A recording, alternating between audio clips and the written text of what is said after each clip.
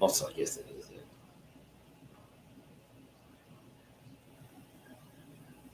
Yes, it's up. Whenever I cut it on, oh,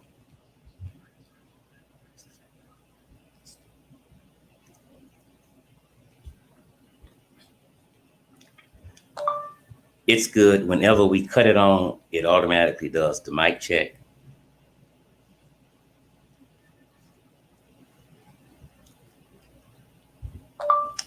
Give them hell.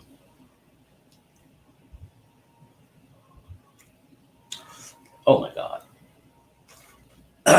Okay, you really caught me slipping that time.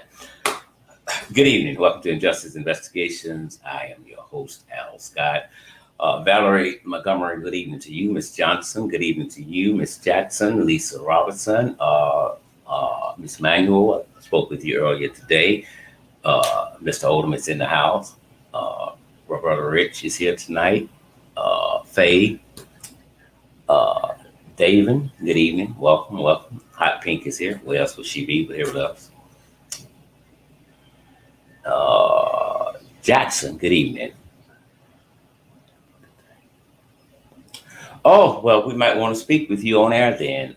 Miss Jackson says she heard about what happened today and she lives about an hour from there. Miss Smith, good evening to you. Welcome, welcome, welcome.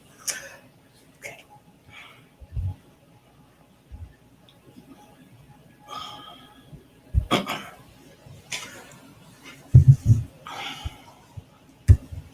A Powers, I humbly bow to you. Good evening. Thank you so much. Tammy, good evening to you as well. And Betty George, good evening. Houston, Texas is in the house. Miss Evans, welcome, welcome, welcome. Okay. Uh, I guess about an hour ago, uh, I got a text and uh, it gave me some news that I really didn't want to hear. Uh, but nevertheless, it is what it is. And I'm sure many of you know by now. Uh,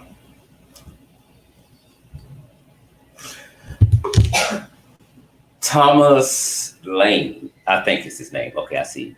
Thomas Lane is his name. Miss Ferris came and she put it up on the thing. Uh, do I know he made bond? Yes. And am I upset? That would probably be an understatement. J. Rock, you on time? Well, good evening. Rosalind is here. Good evening to you. And Miss Thick, good evening to you. Spending fives in the house. Where else would she be? But with a boy. Uh, and I'm not happy with it. But nevertheless, we have to remember this. If we want fairness on one end, then we have to be fair on the other end. So the law says that he can get a bond. It's basically up to the judge. The judge gave him a bond a little while ago. I think at 4 o'clock they said he made that bond. Okay, and we're going to go a little deeper off in that tonight. Of course, tonight we're looking at police brutality. Our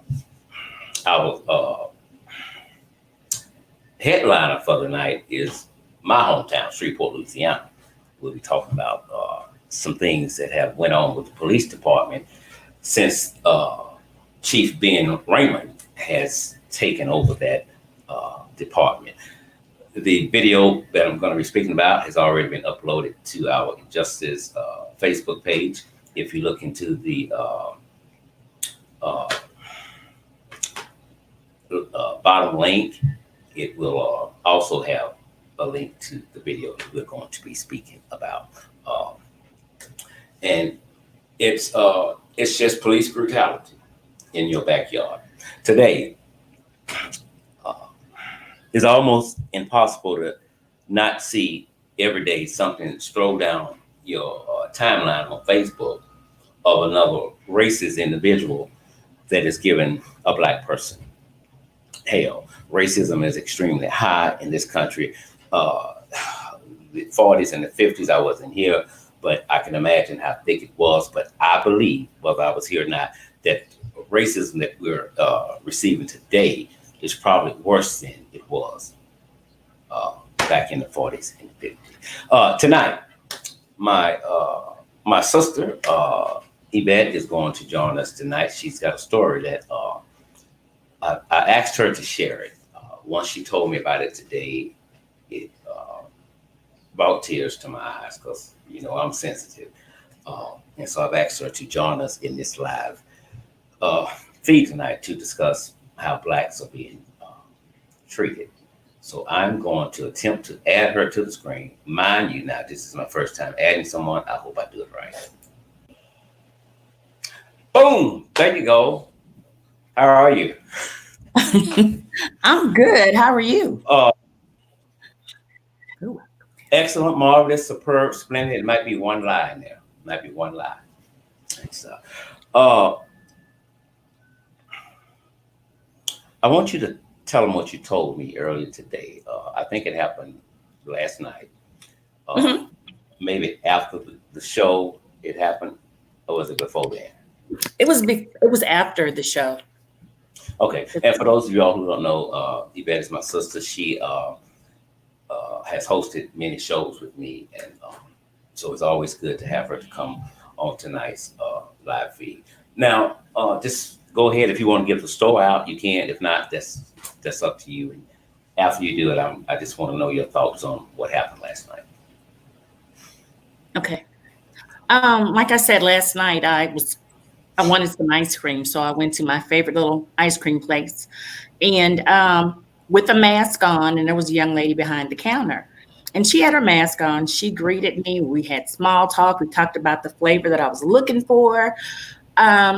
Couple of minutes later, like 4 or 5 black males came into the store, and I spoke. We all spoke, but I could see her facial expression begin to change. And I said, well, I'm just going to sit here and I'm going to watch. I'm going to see what happens. So they were loud, but they were talking amongst themselves. And what happened was maybe a couple of minutes after that, a white couple came in with their daughter. And she immediately addressed this other couple and asked what what she could help them with. Well, one of the young men that came into the store was like, no, she was here before we were all in here. You need to take her order first. And I'm looking at him like, it's really not that serious. It's really not that serious. Right. It's not serious. But he was trying to make a point, as I learned, throughout the story. So anyway, we were looking at the different flavors or whatever, and he's still showing his behind, and his friends were trying to get him to calm down. And he said, no, all I want was my ice cream. And, they said we could go somewhere else. And his words to them was, no, I got in my blank car, drove over the bridge, and I want the ice cream from here. And I'm starting to look at the young lady, and I'm looking at them, and I'm looking at the white couple. And she all of a sudden blurts out that she just wants to go home to her 2 or 3-month-old baby. And she just kept saying it, I don't want any trouble. I'm like, well, you're not going to get any. I'm thinking, what is she talking about? So then the guy that was with the group, he looked at me, and, he started fussing and cussing and whatever. And he said, I think I said to calm down or what have you. Anyway, he was looking at me, and he had these big crocodile tears in his eyes. And he was trying to explain to me what had happened, to him, and, the things that he had seen. And I'm just listening, and I'm like, this young man couldn't have been any more than 25, 26 years old, but he had a lot of things happen to him. And he was sharing it with his friends, not specifically with me. But anyway, so, the lady looked, and I'm looking at her, and she's got these tears in her eyes too, because she's scared. But I didn't know if she was scared or if she didn't know what to do, because she was overwhelmed with so many people in the store. So I told the guy, to calm down, don't worry about it. But he came up to me, and he whispered in my ear, and he said, he asked me something about what I wanted. And I was like, I don't know that I want anything right now. And he said, "You sure?" And I was like, "Yeah." And he said, "Well, what if I pay for it? Would you want it then?" I'm like, "It's not about you're paying for it or not. Right. It's not about that." I say, I came in here prepared to pay for ice cream. I say, it's just, I don't know that I want her to serve it to me. Yeah. And, like I said, he had these big tears. Now they're coming down his face. And I was like, don't be, what did I say? Be strong, or don't let her get to you, or something like that. And he told me, he said, "I'm being strong." He said, "Not for her, but for you." And he was like, "I'm being strong for my mother because she wouldn't want me to act a fool in this place and go to jail." And, I'm looking at him, and he's got these tears. I mean, they're just flowing. And I'm, of course, I'm crying too. And I'm looking at the lady, and I said, "Just go get your ice cream and, do what you have to do." Mm-hmm. So he got his ice cream. He put the $100 bill in my hand. He folded it up and he put it in my hand. And he went and he paid separately, and he got his ice cream, and his friends, a couple of them got something. And as they were leaving, he looked at me, and I said, "Be safe." Not thinking, but I was, and something just came over me, to give him a hug. So I gave him a hug, and, I thought it was going to be one of those pat hugs or whatever, but it was like a genuine hug. And I said, "Just be safe and thank you." And he said, "Just tell her that I took care of this, and this $100 bill will go to take care of whatever it takes care of tonight." So by then I'm pissed, and I'm looking, and I'm like, no, I don't think I want this ice cream, not from her. Right. So I took the $100 bill and I stuck it. They have this little lock box or what have you where you can put tips in. Mm-hmm. I folded it up so it could go through the slot. And I was like, you have a nice night. And I left. But normally that would have bothered me, but it really bothered me yesterday because this man, George Floyd, hadn't been in the ground a day yet. Exactly. He hadn't been in there 5 or 6 hours. And for us to have to deal with this, I mean, it was just crazy. I mean, I didn't expect change to happen, overnight. But you didn't even let this man get cold in his grave before either you continued your racism and your hate or your prejudgment of us. She didn't give it any time. And I'm looking at her, and the white couple, they're looking at her, and everybody has on masks. And I'm like, I don't know who you are behind that mask. You don't know who we are. Exactly. I said, really? We have to start somewhere. And I was just outdone. I was just really outdone with that. And this was a young girl. I don't believe she was 21. I really don't. She was a young girl because her verbiage was like high schoolish. And it was just weird. And that really kind of broke my heart, when certain things happen that affect us or me personally, you look at things or society in a different way.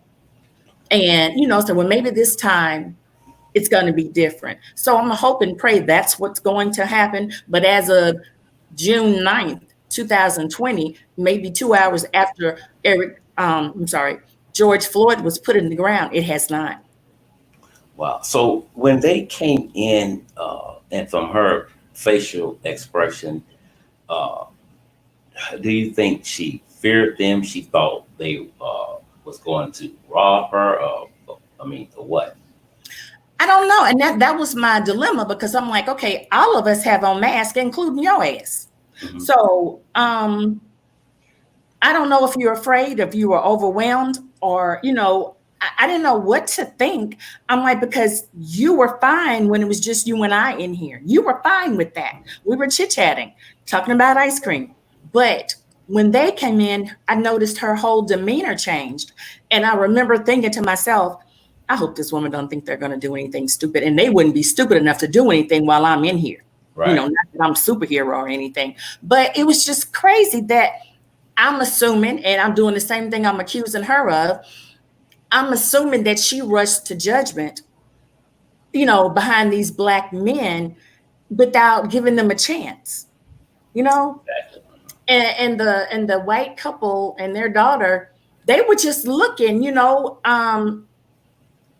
they were looking like the wife was kind of surprised about it, but the husband kept holding on to that daughter's hand, you know, and they were, as they were making their selections. But I was just so disenchanted. I was heartbroken, to see that. And this girl, like I said, if she was out of high school, she was just out of high school, and for her to have it to bring that experience upon us. And I know she hasn't lived a life like, a lot of Black people have. She has Right. not.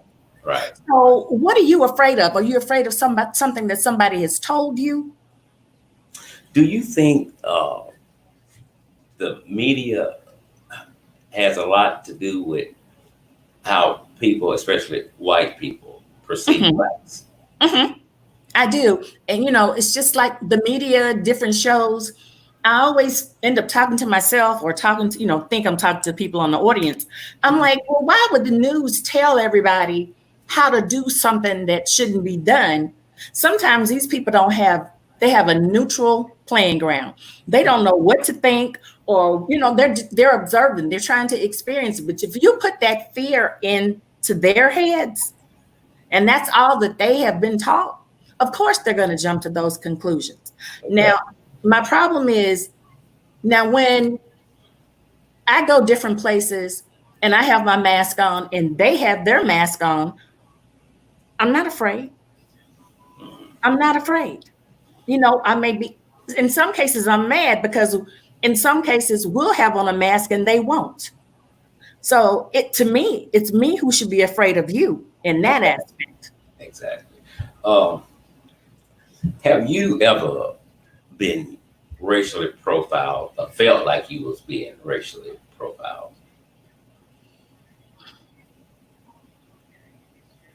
Not so much. I've been called the N word once, maybe twice, and that was like in elementary school. Okay. And because the school that I went to was predominant, it was all white. And my dad was the principal. This was an elementary school. And I rode home with one of my classmates. And I was the only chocolate chip on that bus. And I remember, and I don't care if you're listening, this little guy named Clifton Woods. When I got on the bus, he said, a nigger's on the bus, a nigger's on the bus. Oh my God. And, I had never really heard that word being hurled at me, you know? We have lost a signal. Why you say that? Okay, it went down. I'm sorry. Okay.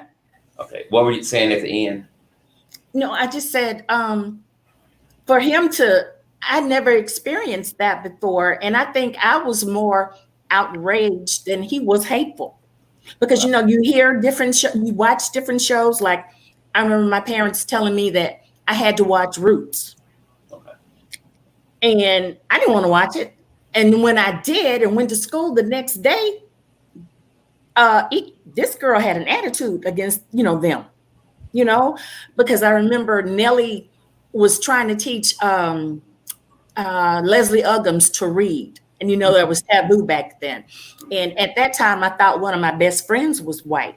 But when I got to school the next day and she's looking at me and she started calling me that girl's name, and I'm looking and I say, but that's not a good thing if you are trying to betray the part of her. Okay. Mhm. So no, I mean, just to be racially profiled. No, I've had people to make assumptions until I open my mouth,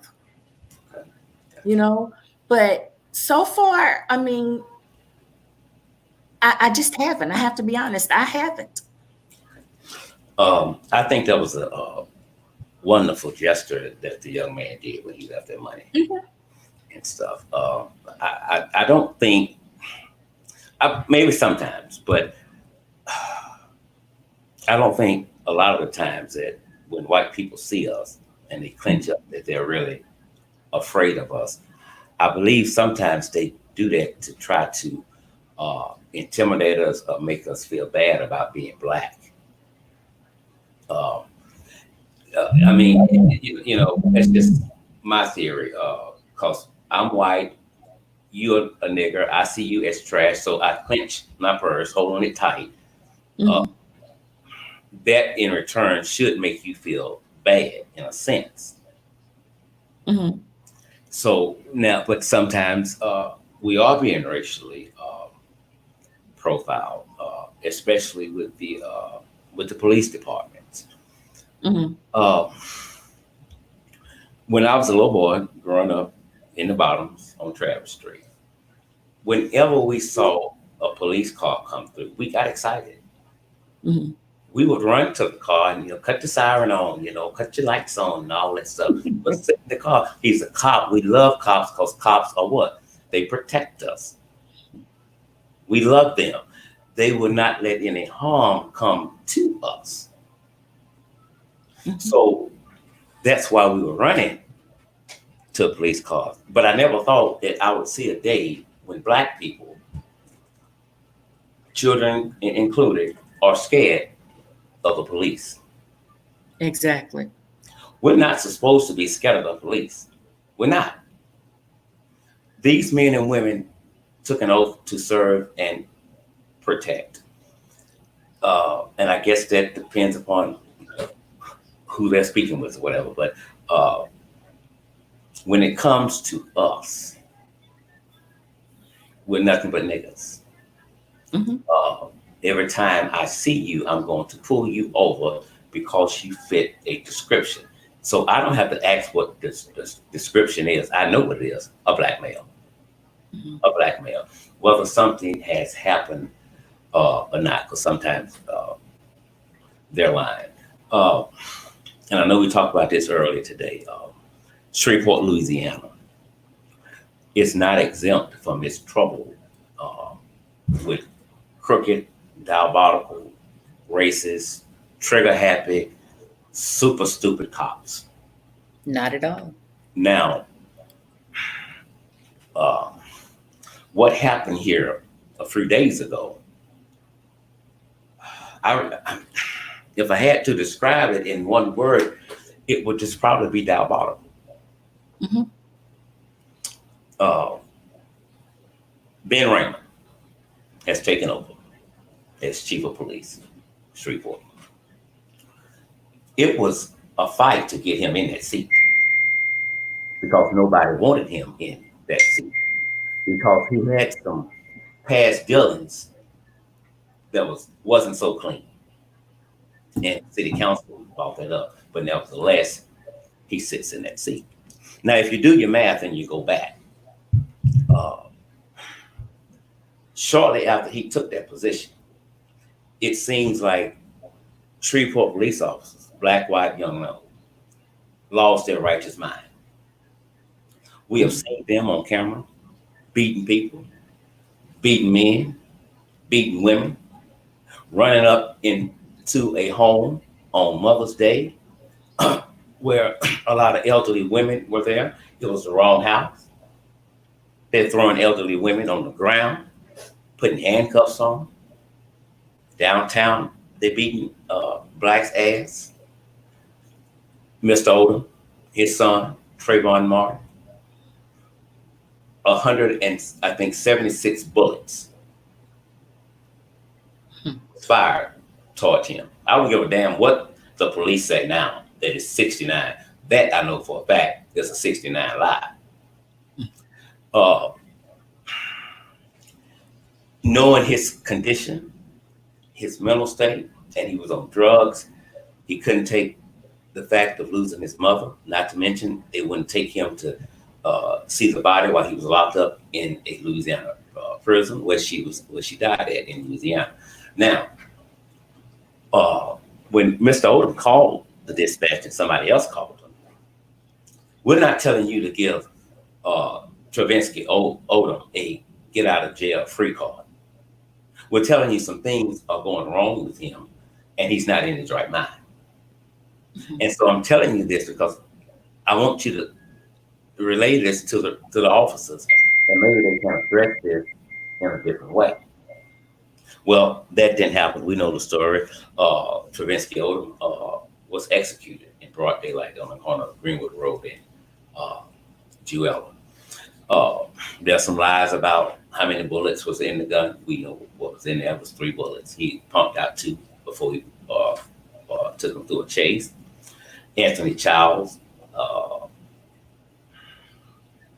I think, was shot 7 times in the back, or shot at 7 times, allegedly. Once he hit the ground, Anthony Childs gets up and he takes the gun, pointing at himself, and he kills himself. Now, your facial expression just said a lot. I don't know anybody in his or her right mind would believe that crock of bullshit. But you're executing us like it is hunting season for niggas. Mm-hmm. And it's happening a lot now in Shreveport, Louisiana. And if we don't address it in an aggressive manner, then it's going to get worse. And it could get so bad to when we try to address it, it's almost impossible to stop it. Mm-hmm. Now, this story about a black male, Tommy McGoffin, I hope I didn't chop his name up, Mm-hmm. happened back on April the 5th of this year. Before we get to what they did to him, let's look at why they went to go speak with him. Someone says that he was walking up and down the street, appeared to be out of his mind. He also had just had a fight with someone, and he appeared to be out of his mind. He was walking up and down the street singing, out of his mind. Okay. The police were called, and the police showed up. Now, there are 3 officers right now, and then a 4th order cop later joins them. Now,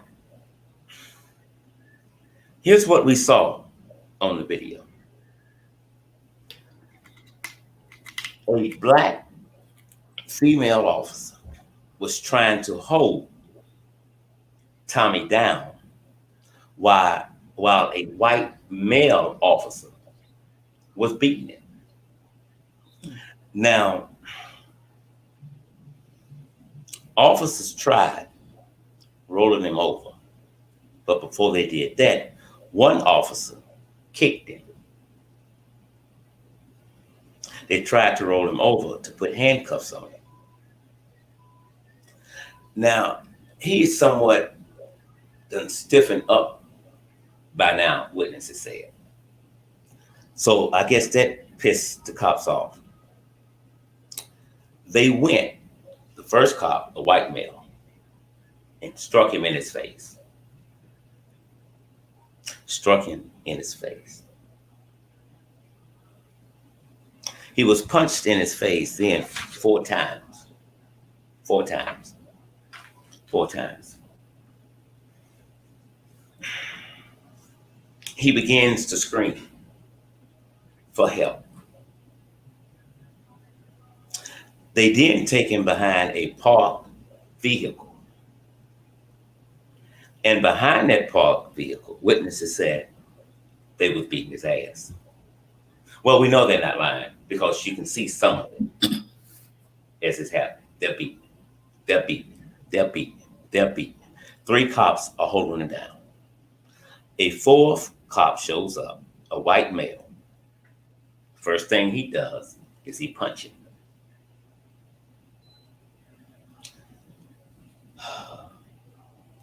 An officer begins to tase him. 3 or 4 times they tase him.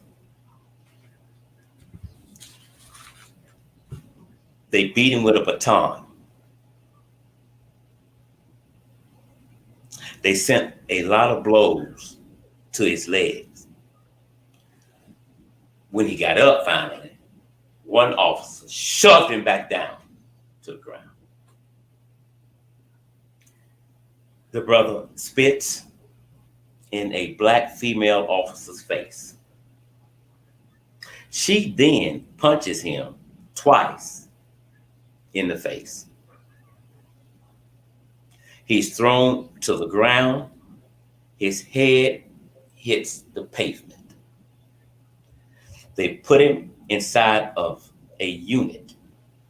Witnesses say a short time later, they saw him slumped over in the vehicle, unconscious. And he stayed in there, I think, for about 40-some minutes. But by the time help arrived, bro was dead. Okay, so if he's in there 40 minutes, what's going on for that 40 minutes that they're like he's in the back of the car? What are they doing? I guess talking. Getting the story straight? Boom, that's it. In a nutshell, getting you hit it, getting their stories straight. Now, but it doesn't end there. Now, I don't know how they run the DA's office in Shreveport or the police department, but the DA says he was not given a report until 54 days later. Now, I don't know, do the DA get the report time it happens or the next day, or what's the time limit? But I'm wondering, you being a DA, how come you didn't know about this? But he says, go ahead.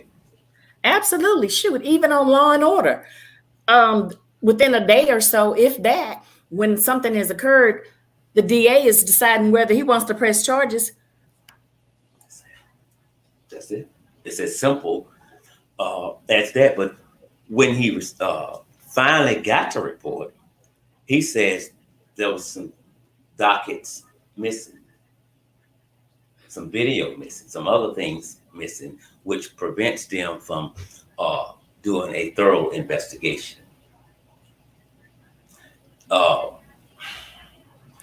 During this time, the officers, 4 officers, was not placed on paid administrative leave. They were still working until KSLA 12 did an investigation. Then Ben Raymond comes to the mic. Well, we have placed officers on paid administrative leave because we were not tolerating this shit in Shreveport, Louisiana. We're not going to tolerate it. But for 54 days plus, you did. Without a doubt. Without a doubt. Now, that's bullshit. First of all, Ben Raymond shouldn't be in that seat. Mm-hmm. If the head is bad, then everything else up under him. Yep, it's going to follow right behind him. It's going to. So you just come and you execute Black people, and we're not supposed to investigate it, and we're supposed to believe every damn thing that you're saying. It doesn't work like that. I'm appalled because the 4 officers were still on duty. They're on paid administrative leave now. That's not what they need. They need to be inside of a fucking jail cell. Mm-hmm. If you all have not saw this video, in the description section, go. It's there. The link is there. Hit it and watch it. But now, the low down, dirty corner works with the police department. I don't know how he came to this conclusion, but when he first spoke and sent the information out, the brother died of natural causes. With butt cuts and bruises and whatever to his face, and whatever. But that was a natural death. When he's being interviewed from Channel 12, he says, "Well, I didn't see the video that you all saw. I saw something different. Here's me. I really don't think you be in the corner. You have to always see a goddamn video. Exactly. You're medical. You tell us what happened to the body? Absolutely. Absolutely. It's not for you to see. You're supposed to know what kind of bullet got him or what kind of, instrument that was used against them or any. It's not your job to go and view a video. It's just That's not. it. You're not a detective. And I don't think the reporter believed it. Because the first report's natural causes. Really? You don't think blows to his fucking head with fists and batons did it? But I didn't see that video. What if it wasn't a fucking video? You can't make a decision unless you see a video. That's not the way it works. But we have to be mindful that the coroner works for the police. Mm-hmm. But it's upsetting when you try to play us like we all a bunch of ducks out of water. Mm-hmm. We're not going to question what you say. But we have to do that because Black people have never, ever had a good relationship with the police. Mm-hmm. Now, if you hadn't seen it, when you watch it, I'm sure you will agree, why they not in a fucking jail cell? Absolutely. And I'm just going to say it.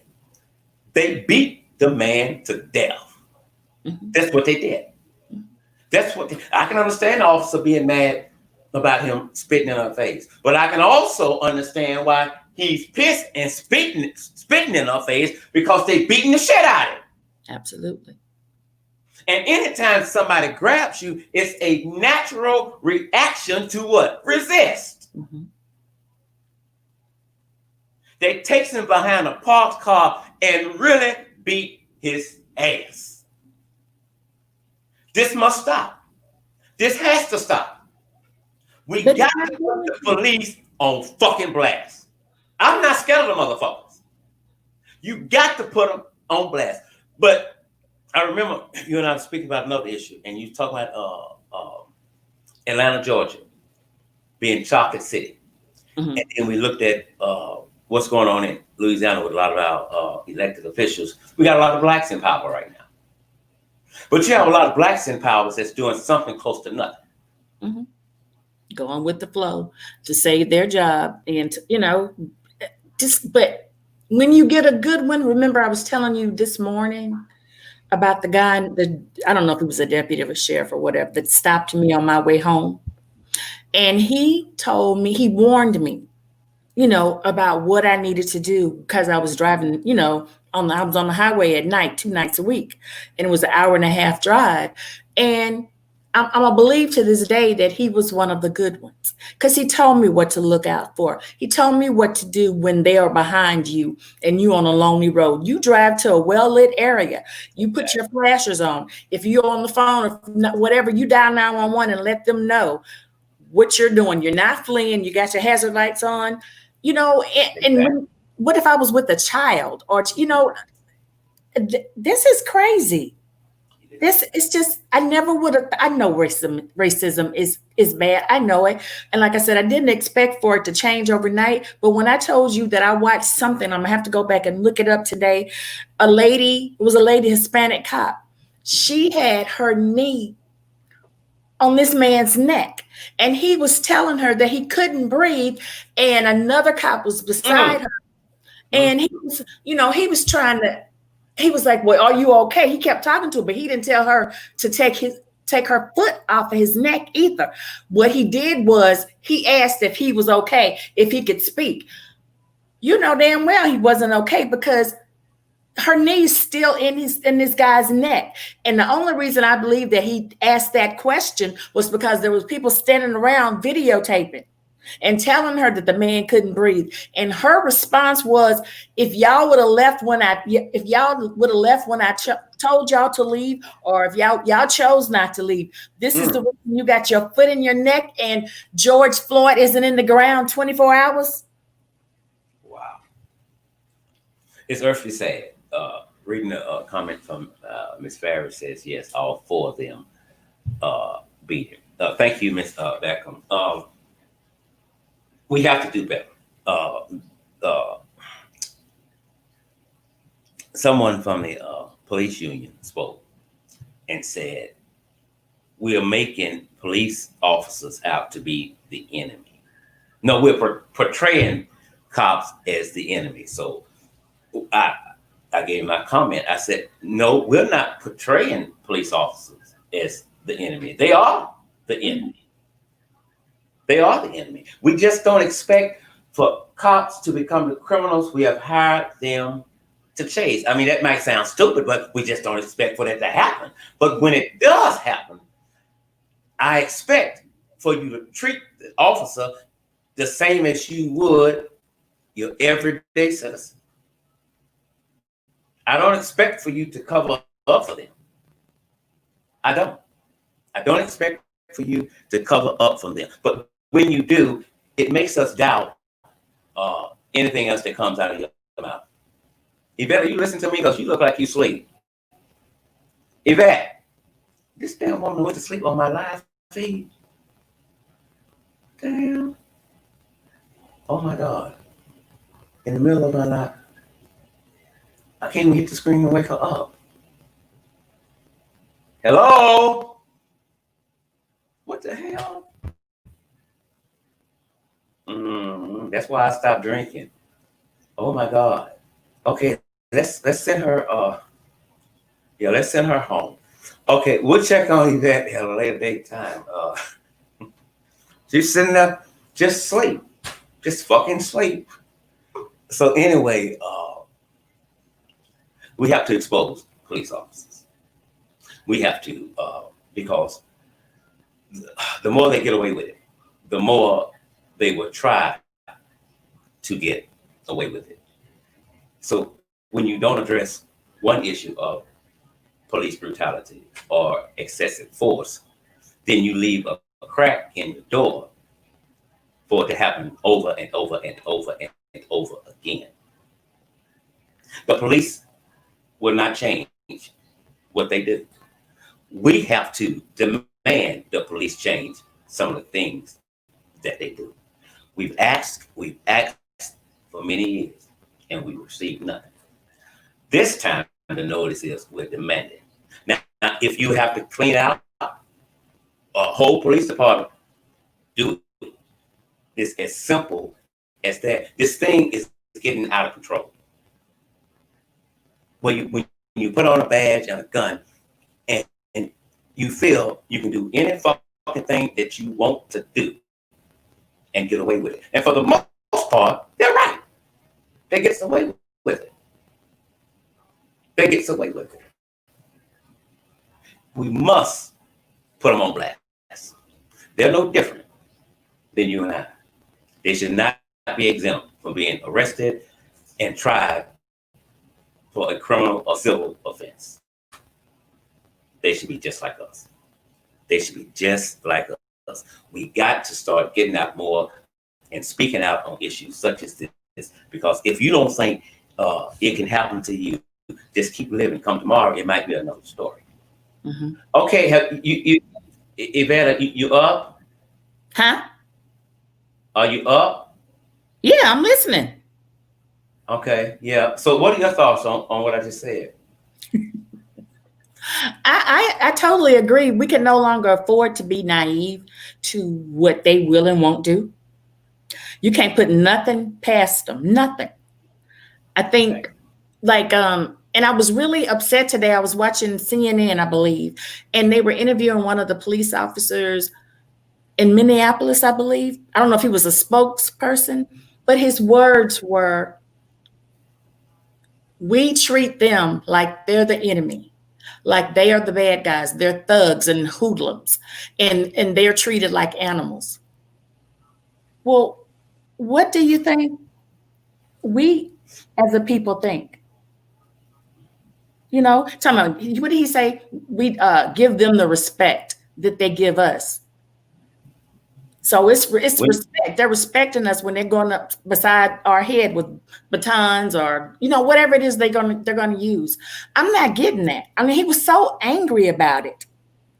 And I'm like, well, it's new to you as you're acting, you know, like you surprised. Well, this ain't nothing new to us.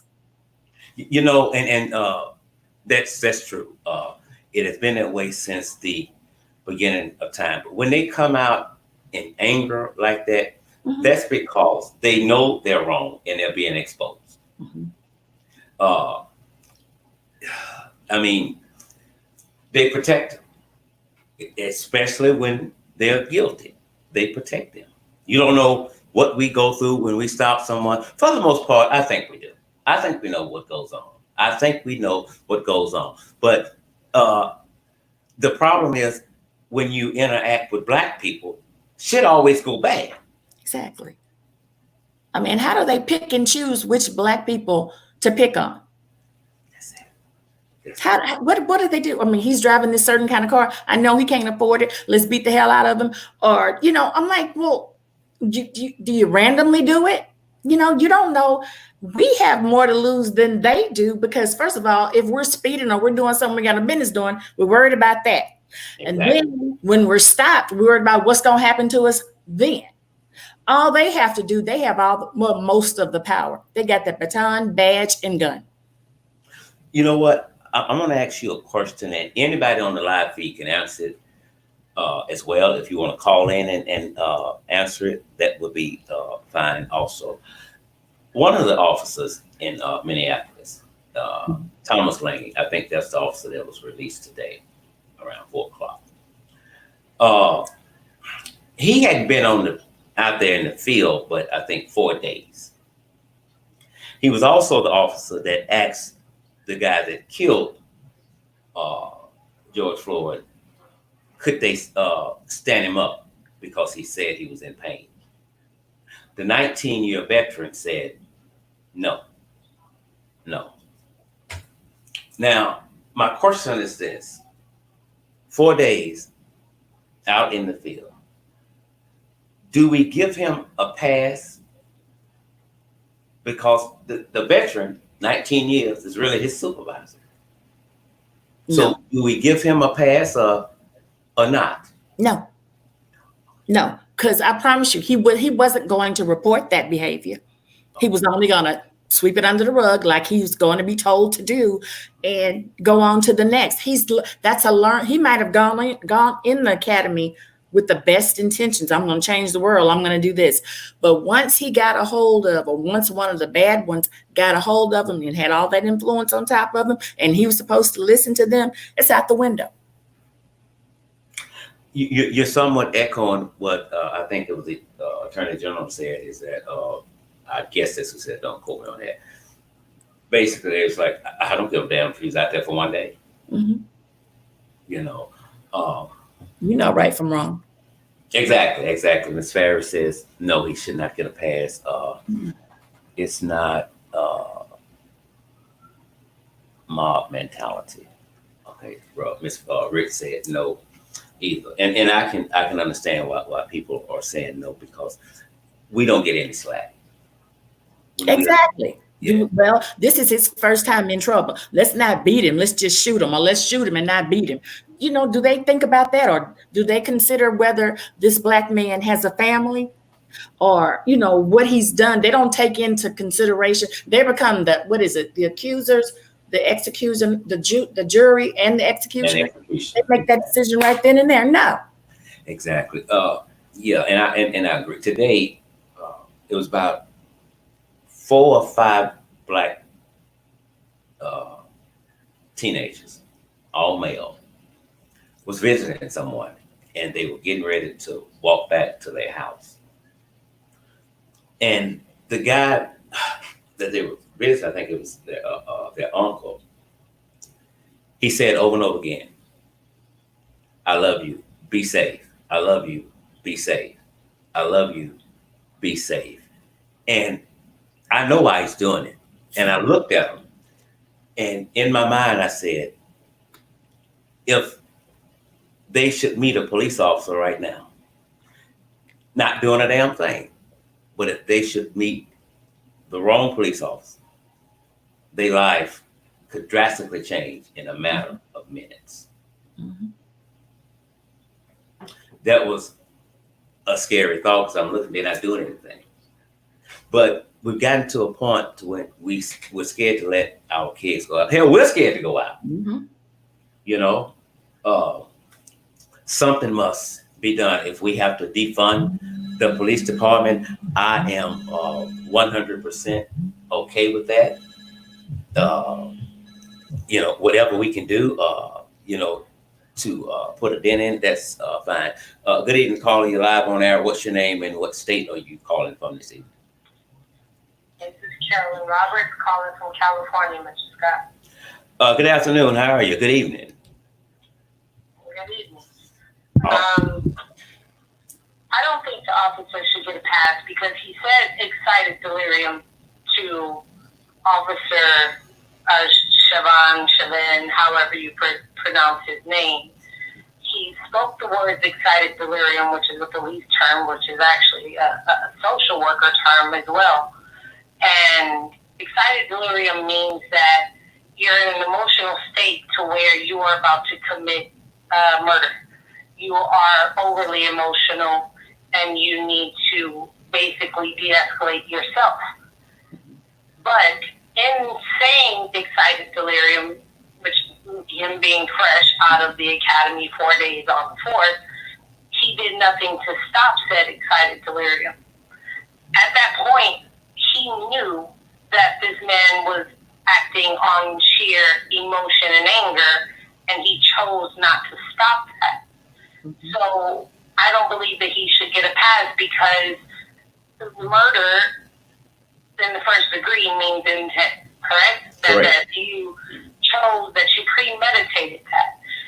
Murder in the second degree means that you're acting out of murder passion or something along those lines. I believe that this runs deeper than just him passing a $20 bill. I believe that it runs deeper because he was cut from his job as a security officer because George was doing a better job. His hours were cut because he seemed to be more forceful with African Americans on certain nights at that club. So I believe this also plays a part in a personal vendetta. It almost seems like, let me catch you when I have this gun and this badge and I'm on the job. Mm-hmm. Because if I do, I'm going to hurt you or I'm going to be able to do whatever I choose to do to you. And the fact that they have a past proves to me that at some point in time, he premeditated hurting this man. Mm-hmm. And if the officer that was released stated excited delirium, then you are now an accessory if you choose not to remove or help this man that's lying on the ground. You know what? I also think, sorry, go ahead. Mr. Scott. I wish you was the prosecutor. Go ahead. Well, you know I'm running for office, but I wish I was a prosecutor too. Because at some point in time, when that ambulance arrived, that was not EMTs that picked him up. Hello! Come on with it. Come on. Sheriff's department. Come on. That were buddies. Those were his buddies. Because there's no EMT that gets out in a sheriff's uniform with a bulletproof vest on, does not check a pulse, does not attempt to render aid, and just throw someone into the back of an ambulance. And then the letter that was passed to the other officer to call in those buddies of his, see, they redacted that. There was a letter passed by that officer that got out today to the first officer that showed up, that disappeared. He went to go and do that favor, which was to get the EMTs that were not EMTs, they were sheriffs. They were sheriffs. That was the favor. Go get such and such because this is going to end up happening. And no one knows what happens to the passengers that were in the vehicle with Mr. Floyd. No one has said anything about those two passengers. Well, where did they go? One of them has been on CNN a couple of times, and I heard him say, "What did he say?" That? Yeah, he was afraid at first to say anything, and he said, "What did he say?" That Mr. Floyd was doing what he was supposed to be doing. You know, he wasn't resisting. Exactly. Yeah. That's exactly what he said. Because when they first told their side, well, he resists. Well, when you got another angle from a video, you saw, well, he wasn't resisting. You know, he was Right. complying with everything. The first somebody that brought this video to my attention was Zachary. He was on a show a while back. He grew up with George Floyd, and he inboxed it to me, and I just couldn't believe what I was seeing. But then I went back and looked at another one. I said, that's exactly what happened. But now they also, what I think was done intentionally, and I can be wrong, but I think it was intentional when they called in for medical help. They called in a code 2, and that code simply means EMS needs assistance, right? Yes, but then they turned around at a later time and called in for, I believe, a code 3, which means emergency medical assistance needed. Right. Now, why didn't that call come in to begin with? Because you knew that this man was no longer breathing. He was no longer conscious when you called in that code 2. And if people look at the timeline, they'll see that. And the timeline on the video versus the timeline of their body cameras do not match. Where are those missing minutes? We need those missing minutes to be. And why is these missing minutes so heavily redacted? I don't understand. Yeah, someone brought that up today. But I think that when they called in the code 2, that he wanted to make sure that George Floyd was dead. He wanted to slow up the response as much as he could to make sure that he was dead. Of course. And this is why I say murder 1 should have been the charge, because there was a history there. And with them having a history, this was premeditated. Mm-hmm. The owner of the club stated that she cut his hours because of how he was acting against Black people. And he was upset that George got his hours. He was upset that George got more praise than he did from a white woman. This was premeditated. Yeah. He caught George at the right time, unfortunately. And I do believe that has always been in his mind. I'm gonna get that nigga. I'm gonna get it. Mm-hmm. And it's just. And he did just that. Yeah, it's kind of like when someone going out, not really looking to commit a crime, but they see something, and then they go ahead and they do it. It's called crime of opportunity. This is my opportunity to get rid of this nigga. And with that being said, the crime of opportunity is still generally charged as, even in the state of Missouri, it's on the books. A crime of opportunity is still charged as murder 1, and they can prove that charge.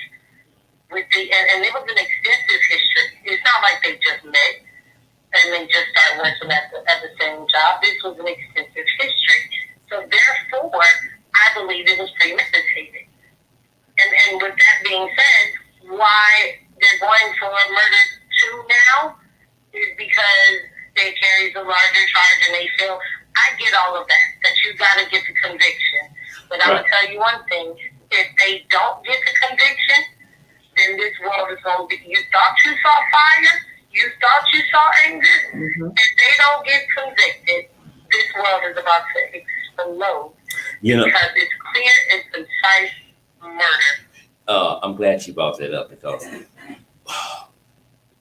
it is always difficult to get a police officer arrested, but it's even more difficult to convict that police officer when they're in the courtroom, free and wearing their own clothes, or if they're locked up and got on a prison uniform. The jury sees that person as their protector. Surely they did something wrong to deserve what happened to them. I've had people come on my Facebook page and say, so it's okay for him to go around passing counterfeit money? Well, first of all, I don't even know if that's true. I don't know if that's true. Yeah. We went from a check to a damn counterfeit $20 bill. But if it was a counterfeit bill, that's a non-violent offense. But if it was that, how do we know George Floyd knew it was counterfeit? And like they said, like the owner of the building said, of the cut food stated on a separate interview, he said that the usual process is to check the bill then and there, and if you felt like you did something wrong, are you gonna sit there at the scene across the street? If you felt like you passed a $20 bill, are you gonna sit across the street for a matter of I don't know how many minutes and just hang out and smoke a cigarette? If I've done something wrong, I am fleeing the scene. That tells you that man did not think in his mind. He did not think that he had done something wrong, because otherwise he would have been gone. He would have fled the scene. There would have been no way you're going to sit there and wait for someone to come and catch you. Exactly. It makes absolutely no sense. So Right. that's common sense. And a jury of his peers is going to be exactly that. And this is why I do believe he's going to get off. It's going to be a jury of his peers. Well, I can almost guarantee, even with the prosecutor and attorney general in that state doing the prosecution, his attorneys are going to shoot down every juror that's of any kind of color. What's your racial background? Did your grandparents own slaves? Okay, you're right. in. You're in. We got you. No problem. You come on through. Have you ever in your life thought about, have you voted for Trump? Yes, then you're in. They're going to agree with those type of jurors. Exactly. And I honestly think a friend of mine texted me a while ago. We was talking about the officer being released on bond, and basically it can also be a death sentence for him, because people are angry, and for you to be able to walk out of that door, it's going to piss a lot of people off. But we don't want to get excited because they're in there. Well, that doesn't mean a goddamn thing because they're in there. Right. We have to stay on them and monitor what they're doing, because what they're going to try to do is to prolong this as long as they can to get us to simmer down some. Mm-hmm. And just then, like they did Eric Garner. exactly. 5 years? Mhm. 5 years? And they think that we're going to forget. And see, those of us who really want change, we're not going to forget. We're not going to let up. We're going to keep pushing. And like I told people at the Compton protest when we spoke the other day, if we stop, then they're going to continue. Exactly. If we stop, they're not going to. Okay. It's always a pleasure speaking with you. I'm over my time. Before we get out of here, I said this and I said it last night. No police department should ever be allowed to investigate their own. Anytime an individual is filling out an application to be a police officer, I think the hiring process should be equal to that of a Secret Service. You need to go back from the first day they came out of their mother's womb and speak to everybody that you could possibly speak with about that individual. Now, their disciplinary record, it needs to be for public to see any time that they want to go and see it. And if you have something on that officer, or you think you have something on them getting retired, that's your opportunity to go to city council and say, blase, blase, blase. Whenever an officer is involved in anything like this, their names must immediately be released to the public. Now, the paid administrative leave, I swear to God, that makes no earthly goddamn sense to me, to have an officer sitting down and not doing a damn thing, but receiving a check and enjoying and living his best life while somebody is in the ground. So, like they say that we do. So it's okay for you to collect from the system and not do shit. But exactly. You say that black people are the ones that are sitting up here collecting from the system and not doing shit, when 60% of white people are the ones that are on welfare.